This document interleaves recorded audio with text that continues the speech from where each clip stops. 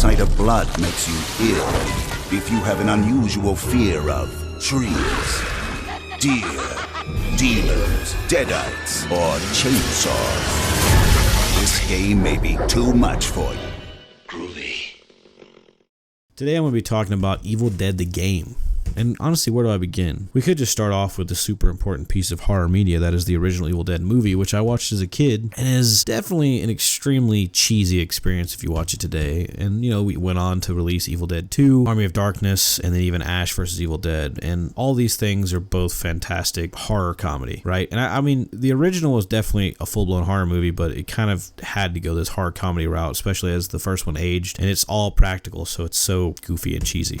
It's really hard to really see it as this thing that it was supposed to be, right? But anyway, let's just jump into the game, right? So Evil Dead the game is taking everything from Evil Dead 1 to Army of Darkness and even elements of Ash vs. Evil Dead and all these characters and baddies and so on, but putting it into this formula similar to something like Friday the 13th the game or Dead by Daylight, which I don't really care for. It's this asymmetric style multiplayer, and one person plays as the Kandarian demon and the other people are, I think it was 3 or 4 other characters trying their best to survive and make it to destroy the Book of the Dead and get the dagger, whereas the Kandarian demon is trying to stop you from doing that. And it's really this cool dynamic, but they did a lot of detail and work into the map, the cabin and pretty much everything from all the movies. And then they even released another map, which is Castle Kandar, which is also just very detailed and cool, and another callback. And it's just honestly a huge nostalgia trip. Super, super, super cool. Absolute blast to play, honestly. It's super fun with friends. It has these little like campaign style missions that are little segments from movies and stuff, which are pretty decent. They kind of remind me of the way Friday the 13th did its missions, kind of like that Hitman style, but it's not got that creativity. It's more of a structured thing, but they're pretty basic for that kind of multiplayer game, but they're still fun to do. And you got a leveling system, the typical thing that you're going to find in an asymmetric multiplayer game, right? But ultimately I think it's